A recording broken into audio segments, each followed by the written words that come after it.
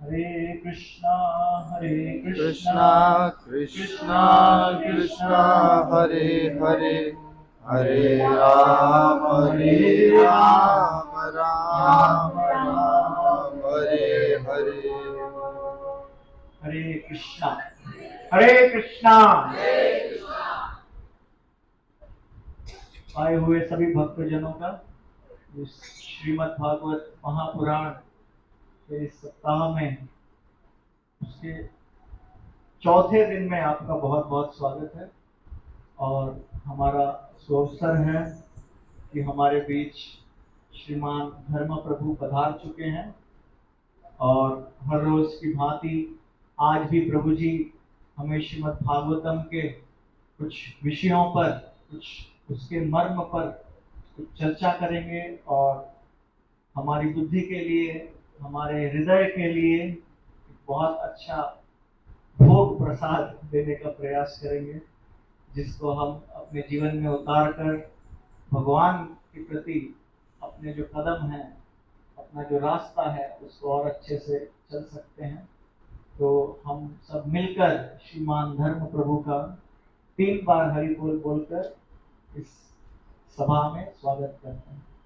हरि बोल, हरि बोल, हरि बोल। और एक छोटा सा अनाउंसमेंट है, जो भी भक्त लोग नीचे बैठ सकते हैं उनसे अनुरोध है कि आप नीचे बैठने का प्रयास करें, जिससे कि जिन लोगों को, जिन भक्तों को वास्तविकता में ऊपर बैठने की आवश्यकता है, उनको सही स्थान प्राप्त हो सके। हरे कृष्ण। और कितने लोगों के पास मोबाइल है आज? कितने लोग मोबाइल लाए हैं? निकाल कर दिखाएंगे कितने लोग? अपना मोबाइल निकाल कर दिखाएं। ठीक है, तो अब आपने निकाल ही लिया है तो इसको एक साइलेंट मोड पर करके फिर अंदर रखेंगे।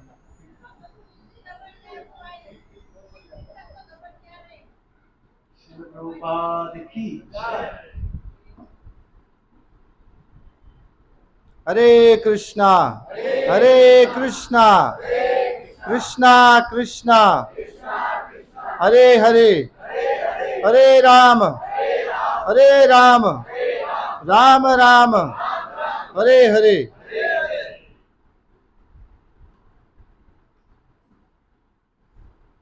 तो आज इस श्रीमद् भागवत महापुराण के महायज्ञ के चतुर्थ दिवस पर आप सभी का स्वागत है।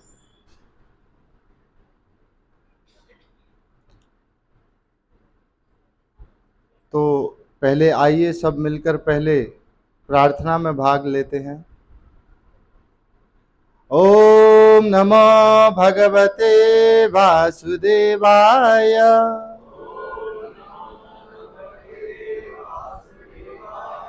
ओम नमो भगवते वासुदेवाय,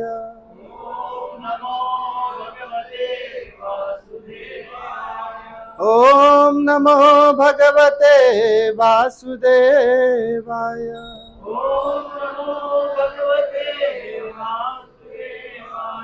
नारायणं नमस्कृत्यं नरं चैव नरोत्तमं, देवीं सरस्वतीं व्यासं ततो जयमुदीरये। नष्टप्रायेषु अभद्रेषु नित्यं भागवत सेवया, भगवती उत्तम श्लोके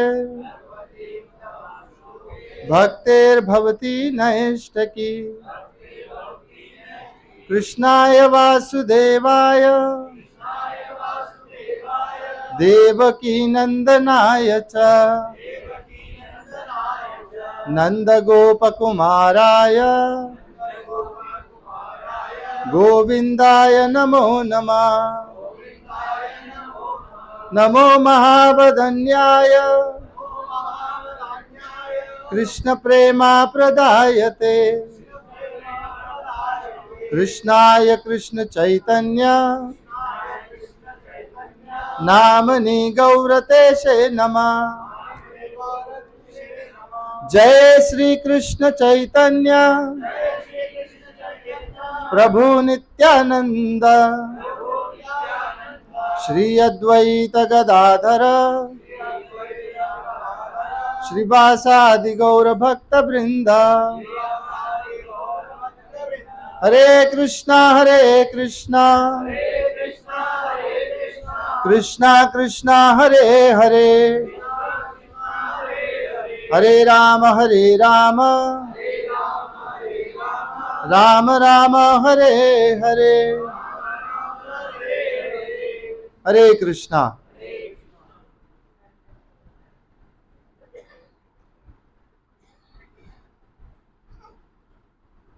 हरे कृष्णा। तो जो कथा श्रीमद् भागवत के सत्र, जो कल के सत्र में कथाएं हुई, जिनके अंतर्गत तीसरे स्कंद के कुछ विषयों पर चर्चा हुई और चौथा स्कंद प्रारंभ हुआ था। तो श्रीमद् भागवत महापुराण का जो चतुर्थ स्कंद है, इसमें कुल मिलाकर 31 अध्याय हैं, जिसमें 4 विशेष जो पुरुषार्थ है हमारे धर्म, अर्थ, काम और मोक्ष, इनके विषय पर विश्लेषण किया हुआ है। जिसमें प्रारंभ के जो आपने कल जिस विषय में जो कथा सुनी, जिसमें जो धर्म रूपी सप्त तंतु जो यज्ञ है दक्ष का, उसका वर्णन सुना और वो किस प्रकार संपूर्ण हुआ उसका पूरा वर्णन सुना आपने। और ध्रुव महाराज का जो अर्थार्थी 7 अध्यायों में प्रारंभ के में सप्त तंतु यज्ञ का वर्णन है धर्म रूपी। आगे के जो 5 अध्याय हैं उसमें अर्थार्थी भक्ति किस प्रकार पूर्ति होती है उसका वर्णन है। और उसके आगे के जो 11 अध्याय हैं उसमें कर्म जो हमारा है, धर्म, अर्थ और काम किस प्रकार पूर्ति होती है, जो इच्छाएं हैं वो किस प्रकार पूर्ति होती है इंद्रियों के द्वारा, 11 इंद्रियों के द्वारा किस प्रकार होती है, 5 कर्मेंद्रियां, 5 ज्ञानेंद्रियां और 1 मन। ये 11 किस प्रकार पूर्ति करते हैं हमारे काम की, उसका वर्णन। और फिर आगे के जो बचे हुए अध्याय होते हैं, कितने हुए ये, 7, 5, 12 और 11, 23, बाकी बचे 8 अध्यायों में 4 अध्यायों में पुरंजन उपाख्यान सुनाएंगे नारद जी। किसको? प्राचीन वहित को। ये आगे आएगा वर्णन। और 4 अध्यायों में प्रचेताओं की नारद के उपदेश से मुक्ति। इस प्रकार ये पूरे 31 अध्याय इस चौथे स्कंद के अंतर्गत आते हैं। तो अब जो हमारा कल तो सप्त तंतु दक्ष का जो यज्ञ था उसको संपूर्ण हुआ, उसकी पूर्ति हुई। और अब आगे के जो 5 अध्याय हैं जिसके अंतर्गत ध्रुव महाराज की अर्थार्थी भक्ति का वर्णन है कि किस प्रकार अर्थ पूरा होता है भगवान की भक्ति से। ब्रह्मा जी के पुत्र मनु और शतरूपा के 2 पुत्र हुए और 3 पुत्रियां हुई। तो 2 पुत्रों के अंतर्गत पहले महाराज प्रियव्रत, जो जन्म से छोटे समय से ही नारद जी के आश्रम पर तपस्या भक्ति करने के लिए चले गए। उनका राज शासन में कोई इच्छा उनकी करने की नहीं थी, राज शासन। दूसरे पुत्र उतानपाद, महाराज के वंश का अब वर्णन होगा इसके अंतर्गत, जिसमें ध्रुव महाराज उनके पुत्र हैं। तो 3 पुत्रियां हुई, 2 पुत्र हुए, देहुति, आकुति और प्रसूति। देहुति का विवाह कर्दम मुनि से होता है और आकुति का विवाह होगा रुचि प्रजापति, जिनके पुत्र दक्ष यज्ञ होंगे। और तीसरी प्रसूति, जिनका विवाह ब्राह्मण, जो ब्रह्मा के पुत्र ब्राह्मण रूप में जन्म लेते हैं दक्ष, उनसे विवाह होता है। तो अब पहले महाराज उतानपाद के वर्णन, जो वंश है उसका वर्णन करते हैं। महाराज उतानपाद, इनकी 2 पत्नियां थी महाराज उतानपाद की। एक पत्नी का नाम सुरुचि था, एक पत्नी का नाम सुनीति था। सुरुचि यानी अपनी इच्छा से जो ठीक लगे वो करे। सुनीति यानी, सुनीति का अर्थ होता है जो जिसको वेद शास्त्र जिसको सही कहते हैं वो करे, जिसकी नीति शास्त्र सही कहते हैं वो करे। तो सुरुचि का जो पुत्र है वो उत्तम होता है। और सुरुचि के अनुसार भी जीवन ज्यादा नहीं चल सकता और उत्तम भी थोड़े समय तक ही रहता है। तो दूसरी जो पत्नी है इनकी सुनीति, इनके पुत्र हैं ध्रुव महाराज। और ध्रुव महाराज, ध्रुव का अर्थ होता है अटल, सदा रहने वाला, सदा जो रहने वाला है जिसका नाम वो ध्रुव है। ध्रुव तारा तो हम देखते ही हैं, तो सदा रहने वाला अटल ध्रुव। तो एक समय की बात है, महाराज उतानपाद अपने पुत्र उत्तम को अपनी गोद में राज सिंहासन पर बिठाकर बैठे हुए थे। सुरुचि माता साथ में समक्ष में ही खड़ी हुई थी। पुत्र ध्रुव तैयार होकर माता ने भेजा और ध्रुव पुत्र की इच्छा हुई कि मैं मेरे पिता की गोद में बैठूं। और जब ये इच्छा हुई ध्रुव महाराज की और उन्होंने अपने इस इच्छा को जब प्रकट किया पिताजी के सामने, तो पिताजी तो कुछ कह नहीं पाए क्योंकि सुरुचि से बेहद अधिक प्रेम करते थे। मोह जो उनका आसक्ति थी वो सुरुचि में सुनीति से कहीं अधिक थी। तो जब सुरुचि ने ये जो शब्द सुने ध्रुव महाराज के, तो सुरुचि ने ताड़ना करते हुए ये कहा, यदि तुमको इस सिंहासन पर इस गोद में बैठना है तो पहले जाओ भगवान को प्राप्त करो और भगवान से ये वर मांग कर आओ कि मेरे गर्भ से जन्म लो और उसके बाद तुम्हें इस यहां बैठने का अवसर प्राप्त हो सकता है। बात तो ठीक कही सुरुचि ने एकदम कि आप जाइए पहले भगवान की, सिर्फ भगवान आपको दे सकते हैं ये जो पद आप जिसकी इच्छा कर रहे हैं ये सिर्फ आपको भगवान दे सकते हैं और कोई नहीं दे सकता। दूसरी बात जो कह दी वो गलत, भगवान की प्राप्ति के बाद भी मैं आपके गर्भ से जन्म मांग लूं, ये तो कोई ऐसी बात नहीं थी जो ऐसी नीति की बात कह दी। ध्रुव महाराज रोते हुए सुना इस बात को, रोते रोते माता सुनीति के पास गए। सुनीति माता के पास तो दासियों ने ये जो कृत्य हुआ इसको पहले ही सारा बता दिया था। तो जब सुनीति माता ने ध्रुव महाराज जब रोते हुए चुप कराते हुए सुनीति माता ने ध्रुव महाराज को चुप कराने के लिए कहा, तो ध्रुव महाराज ने कहा कि मुझे अब भगवान को प्राप्त करने जाना है। तो सुनीति माता कहती है बात तो बिल्कुल सही है, आपको सिर्फ भगवान ही ये पद प्राप्त करा सकते हैं। तो कहा कहाँ मिलते हैं भगवान? तो कहा लोग तो ऋषि मुनि तो सब वन में जाकर भगवान को ढूंढने का प्रयास करते हैं, तप करने का प्रयास करते हैं, वहीं एक ऐसी पॉसिबिलिटीज है कि आपको वहां पर भगवान मिल जाएं। पर सुनीति ने एक बहुत अच्छी बात की, उन्होंने सुरुचि के प्रति कोई भी ईर्ष्या प्रकट नहीं की और उन्होंने कहा बिल्कुल सही कहा, आपकी जो माता है उन्होंने बिल्कुल सही कहा कि आपको सिर्फ ये पद भगवान ही प्राप्त करा सकते हैं। तो ध्रुव महाराज ने कहा तो मैं अभी निकलूंगा भगवान को प्राप्त करने के लिए और मुझे अब ये शासन, ये पद, ये मुझे चाहिए। तब सुनीति माता ने कहा ठीक है बेटा जाओ। तब एक बहुत अच्छी बात यहाँ सुनीति माता कहती हैं, ध्रुव बेटा यदि भगवान को प्राप्त करने जा रहे हो तो पहले तो पूछा ध्रुव महाराज से, क्या तुम भगवान को प्राप्त करने जा रहे हो और तुम्हारे मन में तुम्हारी माता जो है उनके प्रति कोई ईर्ष्या भाव है, द्वेष भाव है, कोई कुंठा है तुम्हारी उनके प्रति? ध्रुव महाराज ने कहा मैं तो क्रोधित हूं, क्रोध से भरा हुआ उनके लिए। तो सुनीति माता ने कहा तो बस इस क्रोध को, इस द्वेष को, इस जो कुंठा है इसे यहीं छोड़कर चले जाओ बेटा, तो भगवान प्राप्त हो जाएंगे। यदि भगवान आपके हृदय में ये द्वेष होगा तो भगवान प्राप्त नहीं होंगे। ध्रुव महाराज ने कहा ठीक है। उन्होंने इस भाव से, क्षत्रिय थे ध्रुव महाराज, और सीधा बाहर निकले, महल से अभी थोड़ा ही दूर निकले हैं, अभी भगवान को प्राप्त करने का सिर्फ मन ही बनाया है। भगवान ने अपने नित्य पार्षद नारद जी को वहां पर भेज दिया। नारद जी परीक्षा लेते हैं ध्रुव महाराज की, पहले पूछते हैं बेटा कहाँ जा रहे हो? कहा कि मैं भगवान को प्राप्त करने जा रहा हूं। तो कहा अरे घने वन में जाने की बात कर रहे हो आप, घने जन कैसे जाओगे? 5 साल के नन्हे बालक हो आप, कैसे वन में जाकर रहोगे? और अपने पिता का राज ही चाहिए, गोद ही चाहिए तुम्हें बैठने के लिए पिता की, तो चलो मैं तुम्हारे पिताजी से कह देता हूं, वो आपको गोद दे देंगे, बिठा देंगे आपको गोद में, हो जाएगी आपकी इच्छा पूरी।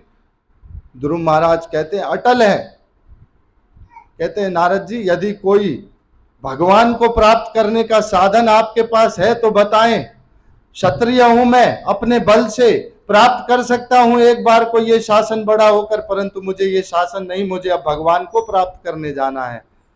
तो नारद जी परीक्षा में उत्तीर्ण होते हैं ध्रुव महाराज नारद जी की में, और ध्रुव महाराज कहते हैं, और तब नारद जी उनको गोपाल मंत्र देते हैं 12 अक्षरों का, और कहते हैं जाओ इसका जाप करो।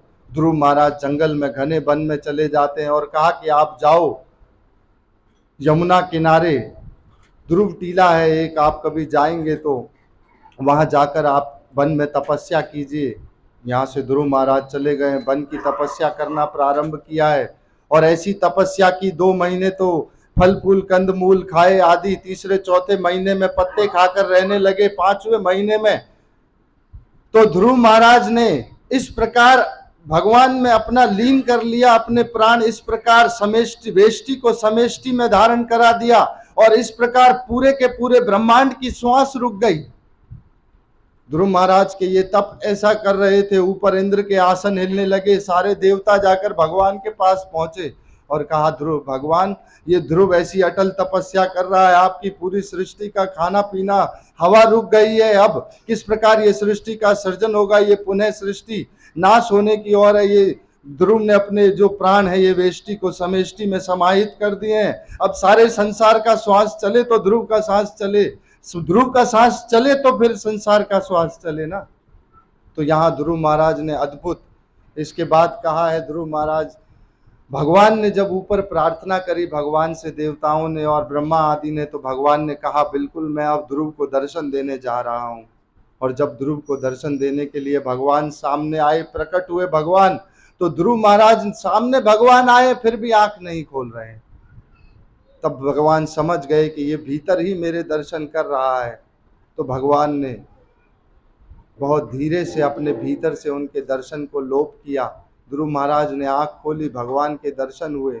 ध्रुव महाराज कपकपाते हुए होठों से प्रणाम करते हैं भगवान को, प्रार्थना करना चाहते हैं, कुछ गाना चाहते हैं भगवान के लिए, कुछ अपना स्तुतियां प्रस्तुत करना चाहते हैं, छोटे नन्हे बालक हैं, कुछ आता नहीं है किस प्रकार करें। अब भगवान ने अपना दिव्य शंख उनके ध्रुव महाराज के कपोल पर लगाया है, और ध्रुव ने धारावाहिक भगवान की स्तुतियां की है। और फिर भगवान ने कहा है कि ध्रुव तुम वर मांगो, मैं तुम्हारी इस तपस्या से बहुत प्रसन्न होता हूँ।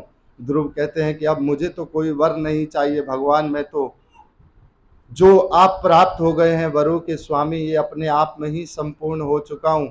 भगवान ने कहा नहीं ध्रुव, वर तो तुम्हें मांगना पड़ेगा।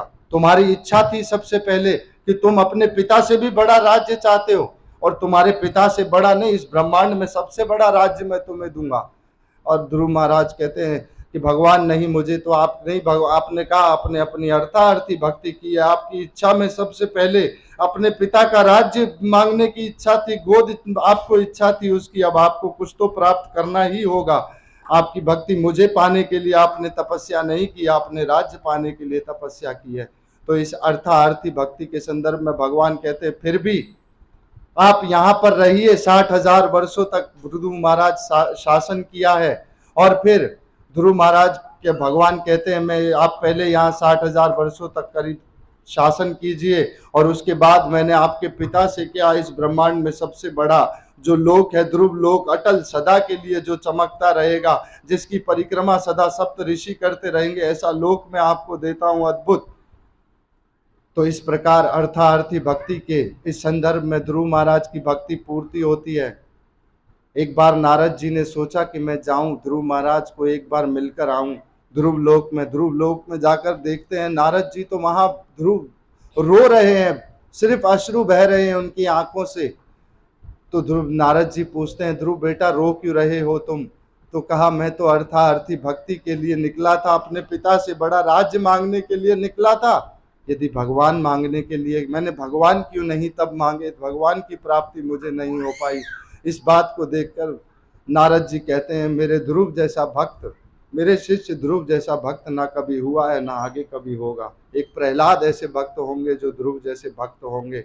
तो यहाँ किस प्रकार अर्थार्थी पूर्ण होती है ध्रुव महाराज की, उसका वर्णन है इन 5 अध्यायों में। फिर ध्रुव महाराज ने जब आगे उनके जब जीवन जो समाप्त, जो शासन किया समय अनुसार थोड़ा शासन करने के बाद उनके पुत्र उत्कल ने तो कोई राज्य किया नहीं। फिर एक बेटे वत्सर उनके दूसरे पुत्र को राज्य देकर ध्रुव महाराज बद्री का आश्रम चले गए।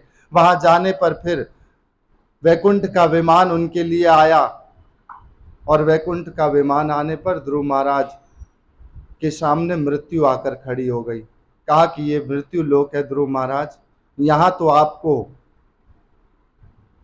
इस से शरीर तो आप नहीं जा सकते हैं। परंतु ध्रुव महाराज ने बोला आप आओ मृत्यु यहाँ पर, और मृत्यु के सर पर पैर रखकर ध्रुव महाराज ने वैकुंठ के विमान में चढ़े। और फिर कहते हैं वहां पे नंद सुनंद रुको जरा, मेरी माता जिसकी प्रेरणा से मुझे भगवान प्राप्त हुए हैं, मेरी माता के लिए भी विमान आप उसकी व्यवस्था कीजिए। तो नंद और सुनंद कहते हैं नहीं, आपकी माता वो देखो आगे, वो आगे जा रही है आपकी माता, वहां उनके लिए पहले से ही विमान की व्यवस्था करी है। तो जो प्रभुपाद जी कहते हैं कि जो भक्त भगवान से मिलाए उससे कभी भूलना नहीं चाहिए।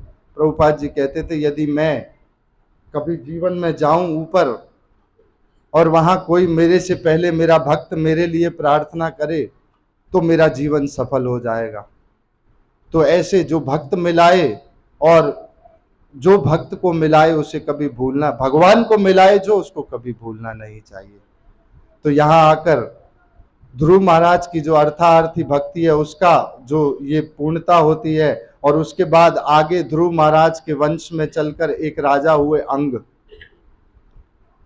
अंग राजा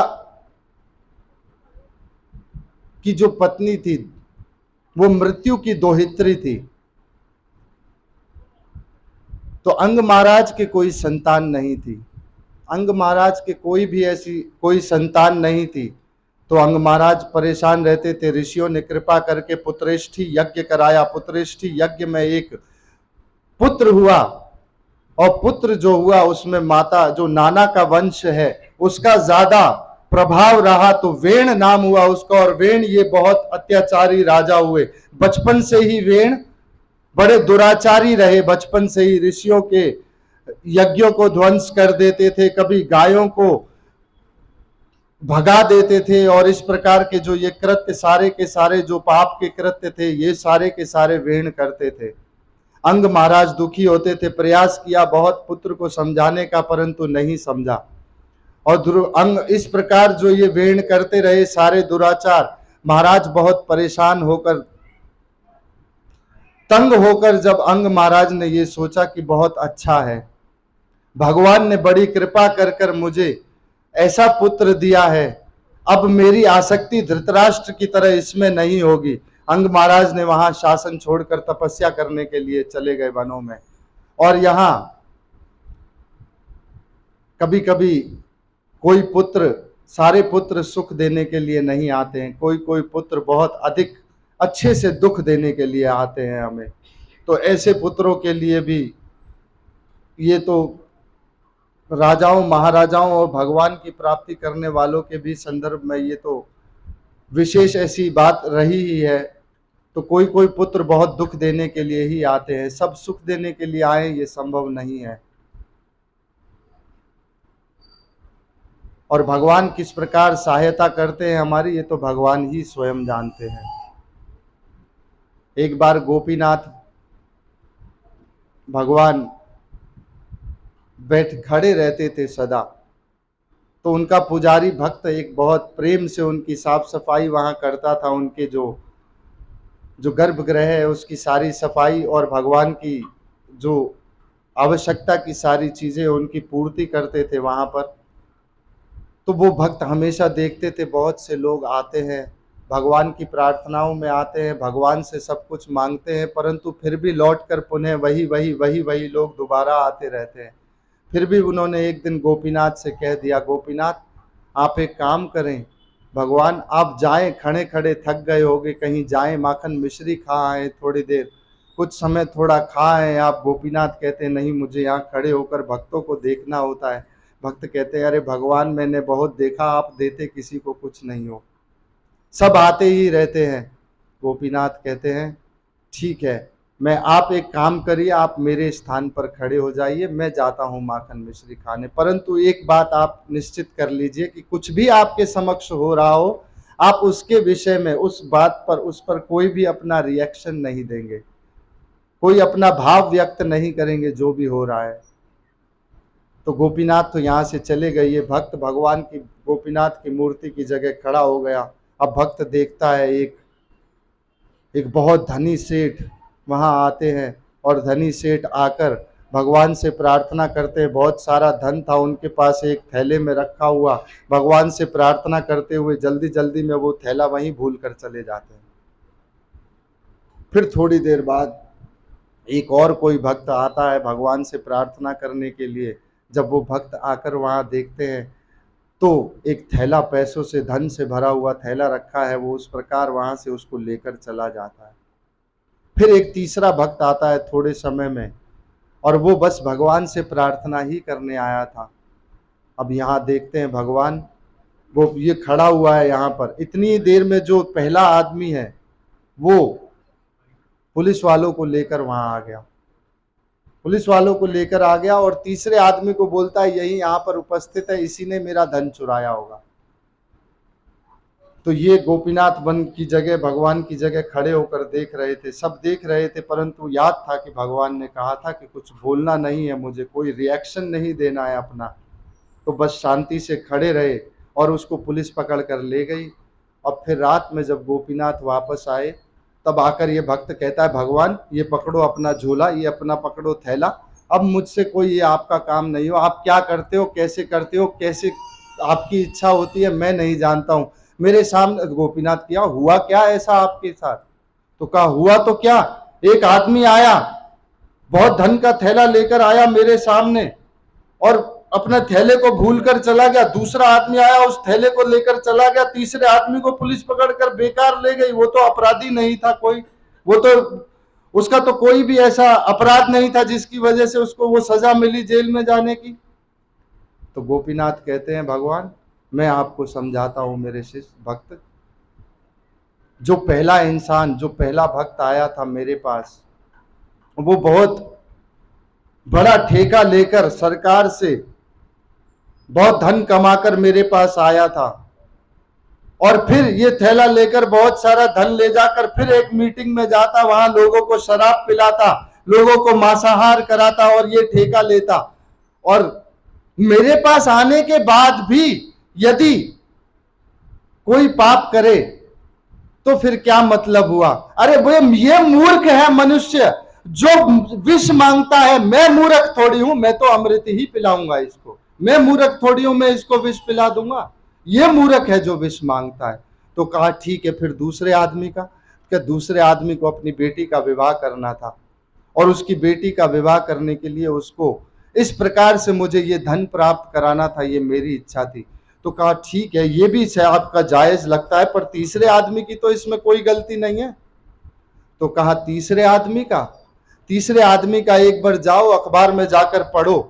वो आज शाम के जहाज से पानी के से जाने वाला था अपने घर, और जाकर अखबार में पढ़ो वो जहाज पानी में डूब चुका है।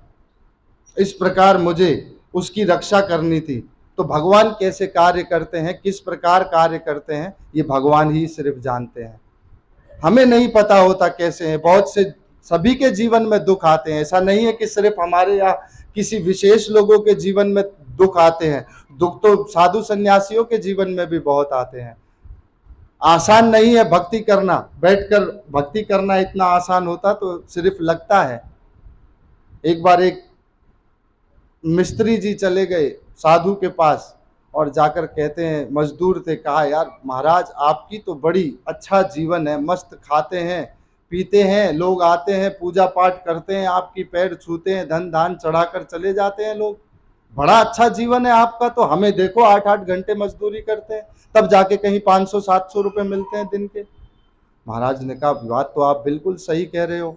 तो महाराज ने कहा आप एक काम करो, आप खाली 8 घंटे नहीं, यहाँ बैठ के 4 घंटे बैठो, ये पकड़ो माला, आप जप करो 4 घंटे, और 500 नहीं 1000 देता हूँ रोज के आपको। मजदूर कहता है ठीक है। अभी मजदूर का पहला दिन ही पूरा हुआ था, और मजदूर ने दूसरे दिन माला को पकड़ा और महाराज के हाथ में थमाया। महाराज अब मुझे ये समझ में आ गया भजन कितना मुश्किल कार्य है एक स्थान पर बैठकर करना। ये मजदूरी आसान है 8-8 घंटे शरीर तोड़ना, परंतु भजन करना आसान नहीं है, भक्ति करना आसान नहीं है। भक्ति करने जब लगते हैं तो देवता गंधर्व सारे के सारे आपके पीछे लग जाते हैं कि उनसे भी बड़ा पद प्राप्त हो सकता है आपको। ये सब लग जाते हैं, सब दे देते हैं, ये भी ले लो, क्या चाहिए ये भी ले लो, ये भी चाहिए ये भी ले लो, बस भगवान की भक्ति मत करो आप, बाकी सब करो, भगवान की भक्ति मत करो। सब प्राप्ति, सब हर जगह से, परिवार भी आपके खिलाफ रहेगा, सब आपके खिलाफ बैठ जाए, सब लग जाएंगे कि आप भक्ति ना करें, क्योंकि भगवान पद की प्राप्ति होती है, ऊपर का पद है। तो यहां पर किस प्रकार भाव भगवान कार्य करते हैं ये भगवान ही सिर्फ जानते हैं। तो यहां जब ये महाराज अंग ने सोचा कि अब जो है जैसा है यही पुत्र है, अब मुझे तो कोई अब और लालसा है नहीं, जीवन में इच्छा है नहीं। महाराज अंग चले जाते हैं तपस्या करने के लिए। अब राज शासन संभालने के लिए कोई राजा नहीं है, और प्रजा राजा के बिना तो सब जगह दुराचार फैल गया, हर जगह चोरी डकैती होने लगी, लोग एक दूसरे को लूटने लगे, लूटपाट का माहौल हो गया, अराजकता का माहौल हो गया पूरे के पूरे शासन पर, राज्य पर। अब ऋषियों ने सोचा कि क्या करना चाहिए। आइए सब आए, सबने सर्वसम्मति से वेण को शासन करने के लिए राजगद्दी पर सिंहासन पर बिठाया, और वेण सिंहासन पर बैठते ही सबसे पहले कहता है यज्ञ सारे के सारे बंद करा दो, सारे गौओं की पूजा सेवाएं बंद करा दो, देवताओं की पूजाओं को बंद कर दो, ये विष्णु की उपासना बंद कर दो, किसी की आवश्यकता नहीं है। राजा भगवान का स्वरूप होता है, सिर्फ राजा की पूजा होनी चाहिए। अब ये जब कहा तो फिर से वही अराजकता फैलने लगी हर जगह। ऋषियों ने कहा किस प्रकार ये करे, ये तो राजा बड़ा दुराचारी राजा हो गया, इसको कैसे समझाया जाए। फिर सारे के सारे ऋषि मिलकर जब वेण के पास गए कि देखो वेण, ये जो प्रजा है ये तुम्हारी संतान है, इसकी प्रजा की रक्षा करो, सेवा करो, इनकी राजा का धर्म होता है प्रजा की सेवा करना। ये अराजकता का माहौल आपके इस राज्य शासन पर शोभा नहीं देता है। आप ध्रुव के वंश में पैदा हुए अद्भुत राजा हो, आपकी ध्रुव की भक्ति महान अटल भक्ति जो सभी ब्रह्मांडों में पूजी जाती है, ध्रुव की भक्ति, ऐसे वंश में पैदा हुए वेण, आप ऐसा मत करो। वेण कहता है ऋषियों बेकार की बातें मत करो, मैंने आपको ये कहा है कि जब राजा में विष्णु का अंश होता है, शास्त्र कहते हैं राजा में विष्णु का अंश होता है, तो मेरी पूजा करो, आप किसी और की पूजा क्यों करते हो। अब वेण कहता है, ऋषि कहते हैं देखो वेण, राजा यदि प्रजा की भगवान के वैदिक जो शास्त्र नीतियों के अनुसार यदि उन पर शासन करना चाहे, उस राजा को विष्णु की तरह पूजा जाता है। यदि राजा इस प्रकार के कृत्य करने लगे तो ऐसे राजा को पूजा नहीं जाता है। वेण क्रोधित होता है ऋषियों के ऊपर, ऋषि और क्रोधित होते हैं और हुंकार भरते हैं, वेण का शरीर छूट जाता है, वहीं प्राण छूट जाते हैं वेण के। और वेण के प्राण छूटने पर उनकी माता सुनीता ने उनके शरीर को वेण के को संभाल कर द्रव्य जो औषधियां जो तेल थे उनके अंदर संभाल कर रखा, और यहाँ फिर से राजा ना होने के कारण वही अराजकता फैलने लगी, उसी प्रकार की अराजकताएं फैलने लगी। फिर वही लूटपाट का माहौल हो गया। फिर राजा के बिना तो राज शासन फिर से उसी अराजकता की ओर लौटने लगा। फिर ऋषियों ने विचार कर सोचा क्या करना चाहिए। तब सुनीता से माता से उनकी से प्रार्थना कर ये कहा कि आप हमें वेण का शरीर दीजिए। अब यहाँ पर ऋषियों ने वेण के शरीर का मंथन किया है, और वेण के शरीर के मंथन करने पर उनके अर्ध भाग से नीचे के भाग से पहले एक काला कलूटा निषाद निकला है। उनको तो निषाद को कहा आप तो जाइए, वन में जाइए और वन में ही रहिए, वन में अपना जीवन व्यतीत कीजिए। और फिर दूसरे अर्ध भाग से भगवान का अवतार प्रकट होता है, पृथु महाराज का यहाँ पर अवतार होता है, अपनी पत्नी अर्ची सहित एक साथ संगनी सहित भगवान का अवतार पृथु महाराज का यहाँ प्राकट्य होता है। और महाराज पृथु जब राज शासन पर बैठे, सिंहासन पर बैठे, तो जनता सारी की सारी वहां आ गई। प्रजा आकर कहती है महाराज हमारे पेट हमारी कमर पर लग गए हैं और हमें खाने को कुछ मिल नहीं रहा है। पृथु महाराज कहते हैं ऐसा क्या हुआ। तो कहते हैं कि पृथ्वी पर अन्न का उपादान नहीं हो रहा है, पृथ्वी अब कोई अन्न दे नहीं है, सब जगह अकाल सूखा पड़ा हुआ है। पृथु महाराज को क्रोध आया, भगवान का अवतार है फिर भी क्रोध आया। आप देखेंगे भागवत में हर जगह पर भगवान का दर्शन करके आने के बाद भी क्रोध आया है सबको। ध्रुव महाराज को भी क्रोध आया था इसमें। ध्रुव महाराज को जब क्रोध आया तो ध्रुव महाराज के भाई उत्तम को, पहले लड़ने के लिए गया उत्तम, यक्षों ने उसे मार दिया। यक्षों के मारने के बाद, वध करने के बाद माता पीछे गई, उनकी सुरुचि, उनका भी जलकर भस्म हो गई, जल गई, वो भी जंगल में आग लगी, जल गई। ध्रुव महाराज को क्रोध आया, सभी ब्रह्मास्त्र का आह्वान करके सभी यक्षों को समाप्त करना चाहते थे। स्वयंभू मनु आ गए। दादा कहा, बेटा एक यक्ष ने तुम्हारी भाई को मारा है, तुम सब यक्षों को क्यों सजा दे रहे हो इसकी। ध्रुव महाराज ने क्षमा कर दिया यक्षों को। और इसके बाद देखिए कि किस प्रकार भगवान के दर्शन के बाद भी क्रोध आ जाते हैं। और तो ये तो भगवान के अवतार है। पृथु महाराज क्रोध आया, बाण का अनुसंधान किया और पृथ्वी गाय रूपी भाग रही है, दूर दौड़ी जा रही है और बाण का अनुसंधान करा। पृथ्वी ने हाथ जोड़कर प्रणाम किया, महाराज मुझे नहीं मारे। कहा, पृथ्वी तुम अन्न का उपादान क्यों नहीं करती हो, यहां मेरी प्रजा भूखी मर रही है। पृथ्वी हाथ जोड़कर कहती है, भूदेवी देखिए भगवान, पृथु महाराज जब इस मेरे ऊपर जब अराजकता या फिर पापी राजाओं का शासन होता है तो मैं सारे के सारे बीज अपने गर्भ में छुपा लेती हूं। और अब यदि आपको अन्न का उपादान इसमें मुझसे करना है तो आप मेरे लिए व्यवस्था कीजिए, पहले मेरे बछड़े की व्यवस्था कीजिए। तो पृथ्वी के लिए फिर ये प्रार्थना करने पर पृथ्वी की पहले तो मनु को बछड़ा बनाया गया, मानव के लिए शेर को बछड़ा बनाया गया, शेरों के लिए, और वासुकी को बछड़ा बनाया गया, नाग आदि देवताओं के लिए इंद्र को बछड़ा बनाया गया, देवताओं की पूर्ति के लिए।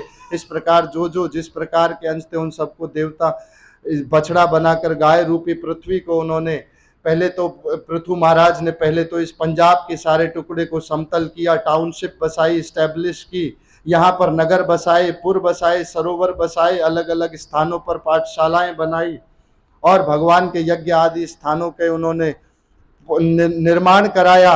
ये पूरी की पूरी पंजाब की धरती जितनी है ये समतल करी हुई। आज भी सबसे ज्यादा अन्न, सबसे अच्छी जो उत्तम अन्न की जो उपादान होता है वो पंजाब के क्षेत्र में ही होता है।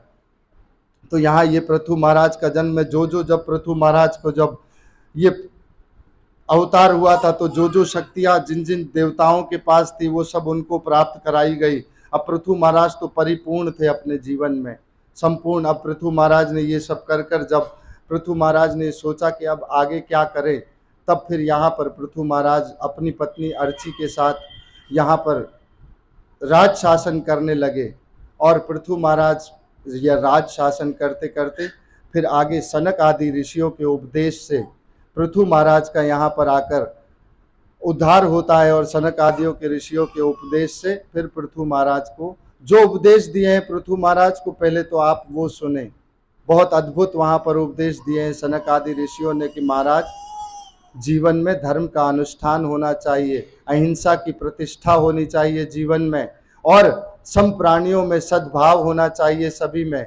और इस प्रकार से ये सारे उपदेश जो देते गए हैं पृथु महाराज को, यहाँ पर फिर पृथु के जीवन का पूरा चरित्र बताते हुए चलते हैं कि पृथु महाराज का जो अद्भुत चरित्र था, बड़ी महान भुजाएं थी, लंबा सुंदर सुडोल शरीर था उनका। और यहाँ आकर फिर हमारा जो ये पृथु महाराज का किस प्रकार ये जो काम की पूर्ति किस प्रकार होती है इसका पूरा वर्णन हम कर रहे हैं। फिर आगे जो वर्णन आता है इसमें इसी पृथु महाराज के फिर ध्रुव के वंश में आगे चलकर एक राजा हुए, प्राचीन वही हुए। और राजा प्राचीन वही इतने याज्ञिक राजा थे कि सिर्फ यज्ञ आदि ही करते रहते थे। सदा बड़े धार्मिक राजा थे, बहुत से यज्ञ करते थे। किसी ने पूछा एक बार इनसे जाकर पूछो ये यज्ञ करते क्यों हैं, तो कहा ये यज्ञ क्यों करते हैं। ये जाकर पूछने के लिए जब पहुंचे तो नारद जी आए और पूछते हैं कि आप क्यों ये यज्ञ करते हैं सारे प्राचीन वही महाराज। तो कहा मेरे तो पुरोहित कहते हैं मैं यज्ञ करता हूँ, मुझे नहीं पता क्यों करना चाहिए। नारद जी कहते हैं ऊपर देखो एक बार। ऊपर देखते हैं प्राचीन वही महाराज, देखते हैं जो यज्ञ में बलियां उन्होंने दी है वो सब वहाँ पर शस्त्र अस्त्र लेकर खड़े हुए हैं। जो जो बलिया, जो जो उन्होंने वनस्पतियां आदि जो भी देखी हैं, वो सब यहाँ पर अस्त्र शस्त्र लेकर खड़े हुए हैं। तो कहा ये कौन है? तो नारद जी कहते हैं ये सब वो है जिनकी आपने बलिया दिया, ये आपका इंतजार कर रहे हैं, बस आप किस प्रकार प्राण त्यागें और ये आपके अपना बदला लें। तो ये कहते हैं कि तो क्या करना चाहिए मुझे? तब यहाँ पर नारद जी प्राचीन वही महाराज को पुरंजन उपाख्यान सुनाते हैं। पुरंजन उपाख्यान, पुर कहते हैं नगर को, कानपुर, नागपुर, रायपुर, तो पुर हो गया नगर।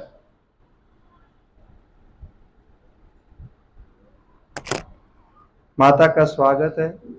हरे कृष्णा।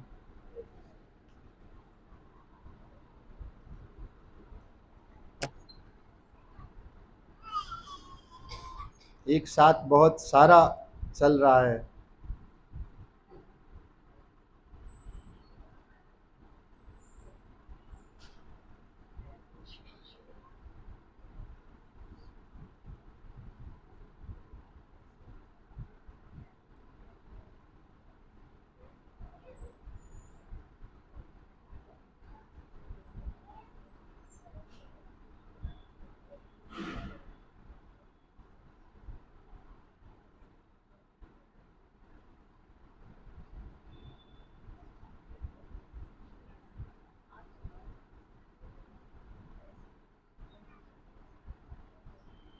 हरे कृष्णा हरे कृष्णा कृष्णा कृष्णा हरे हरे, हरे राम राम राम हरे हरे। तो यहाँ अब नारद जी सुनाएंगे। अब नारद जी के मुख से हम सुनते हैं पुरंजन उपाख्यान। तो पुर हो गया नगर, और रंजन जो इसमें रंजन यानी आनंद लेना चाहे, भोग करना चाहे। तो एक राजा है, इस राजा का नाम है पुरंजन। ये पुरंजन राजा बहुत से वर्षों का जब भ्रमण करते हुए भारतवर्ष में आया, तो इसको एक बहुत सुंदर कन्या दिखी, पुरंजनी। और राजा पुरंजन को ये कन्या इतनी आकर्षित हुए इस कन्या से, और देखते हैं इस कन्या के, जिस कन्या को इतनी सुंदर, इतनी अद्भुत सुंदरी जो कन्या देखी पुरंजनी, इसको देखकर राजा पुरंजन हो गए मोहित। और इस जो कन्या है पुरंजनी, इसके एक 5 फन वाला सर्प रक्षा करता है, और 11 सैनिक आसपास इनकी सुरक्षा के लिए है, और पीछे असंख्य सेना आ रही है। तो ये क्या है? ये इस पुरंजन उपाख्यान का पहला विभाग है। पुर हो गया रंजन, पुरंजन, और पुर है नगर, पुरंजन है आत्मा जो इस नगर में, इस भारतवर्ष कर्म भूमि में आती है, और पुरंजनी है बुद्धि, बुद्धि के साथ तदात्मय करके ये आत्मा, और इस बुद्धि के साथ जो ये 5 फण वाला सर्प है, यानी इस शरीर के साथ हमारे जो 5 प्राण हैं, प्राण अपान व्यान अमर विदान समान, 5 प्राण हैं, जो ये 5 प्राण सदैव इस शरीर की रक्षा में रहते हैं।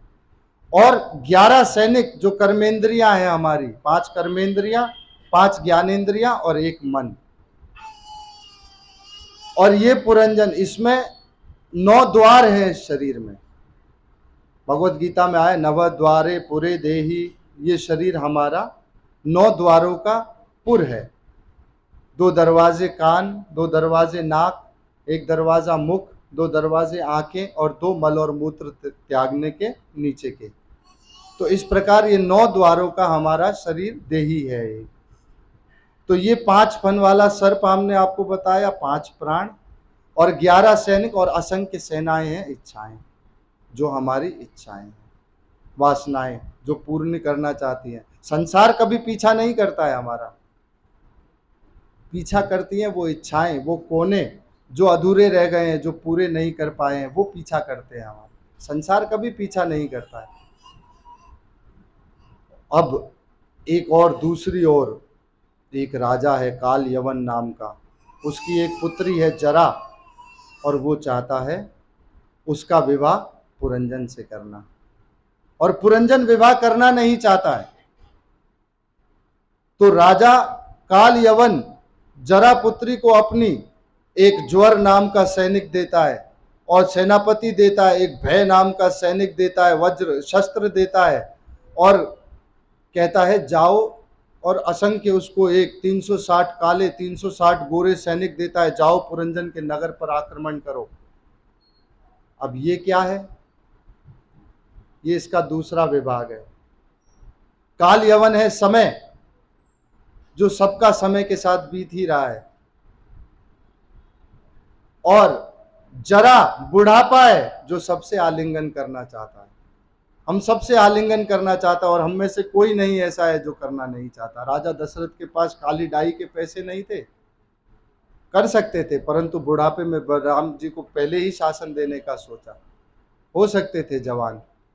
तो ये बुढ़ापा सबसे आलिंगन करना चाहता है जरा, और 360 काले और 360 गोरे सैनिक, एक रात और दिन है जो सबके चूहे की तरह काटे जा रहे हैं सबको, दिन और रात। और फिर ज्वर बुखार जो अंत समय में आता है, भय जो लगता है हमें अंत समय में मृत्यु से पहले। और फिर ये देने के बाद पहले तो पुरंजन के नगर पर ये जब आक्रमण करते हैं, पहले तो हमारी 11 इंद्रियां, पहले तो ये जो 11 इंद्रियां हैं हमारी, ये लड़ती हैं उससे, पहले बहुत प्रयास करती हैं कैसे भी इस बुढ़ापे से बच जाएं, लेकिन कोई ऐसा नहीं है जो बच पाया है बुढ़ापे से। समय के साथ लड़ते लड़ते इंद्रियां तो हमारी स्थिर हो जाती हैं, वो और लड़ने में सक्षम होती नहीं है, न पैर उठ सकते हैं, न हाथ ढंग से चल सकते हैं, कमर झुक जाती है, चल नहीं पाते हैं, सांसें भरने लगती हैं, और फिर अंत में बुखार आता है और फिर भय लगता है और पुरंजन के प्राण छूट जाते हैं। अब ये पुरंजन मरकर अगले जन्म में बनता है विदर्भी, स्त्री बन जाता है। भागवत में वैसे लिखा हुआ है जो पुरुष मरते हैं वो अगले जन्म में जाकर स्त्री बनते हैं, क्योंकि स्त्री का मोह होता है, और स्त्रियां सारी पुरुष बनती हैं क्योंकि पुरुष का मोह होता है, आसक्ति है। पिता भी पुत्री से ही सबसे अधिक प्रेम करता है, आसक्ति है, एक दूसरे का अपोजिट अट्रैक्शन है। तो ये स्त्रियों के लिए कोई कठोर बात यदि भागवत में कही गई है तो आप पहले पुरुष ही थे, तो आप इसे अपने हृदय पर इस प्रकार ना लीजिएगा। तो पुरंजन का शरीर छूटने पर यह पुरंजन तो बन जाता है अब विदर्भी स्त्री। अब विदर्भी स्त्री होकर इसका विवाह हो जाता है मलिया ध्वज नाम के एक राजा से। बड़ा अच्छा जीवन बीत रहा है, राजा बहुत अच्छे हैं, संतानें हुई। एक दिन राजा युद्ध करने गए और राजा युद्ध में वीर गति को प्राप्त हो गए। ये विदर्भी सती होने के विचार से जाकर नदी के तट पर जाकर वहाँ रोने लगी, अश्रु बहा रही है। और इसमें एक पुरंजन उपाख्यान में विशेष बात लिखी है कि इन सब के साथ पुरंजन के साथ एक अज्ञात मित्र रहता है जो पुरंजन को तो जानता है परंतु पुरंजन उससे अवगत नहीं है। तब ये अज्ञात मित्र वहां पर विदर्भी जो स्त्री बनकर पुरंजन बना था, यहां इनके सामने प्रकट होती है और तब ये कहता है यहाँ पर ये अज्ञात मित्र कि तुम किसके लिए रो रही हो? कहा मेरा इस प्रकार पति थे उनके लिए रो रही हूँ। ये परमात्मा समझाते किसके लिए रो रही हो, कौन तुम्हारा पति, कौन तुम्हारा पुत्र? अरे ये पहले तुम्हारा पुत्र रहा होगा, वो देखो पहले तुम्हारा, इससे पहले ये किसी और का पति था, ये देखो किससे पहले किसी और का पति था।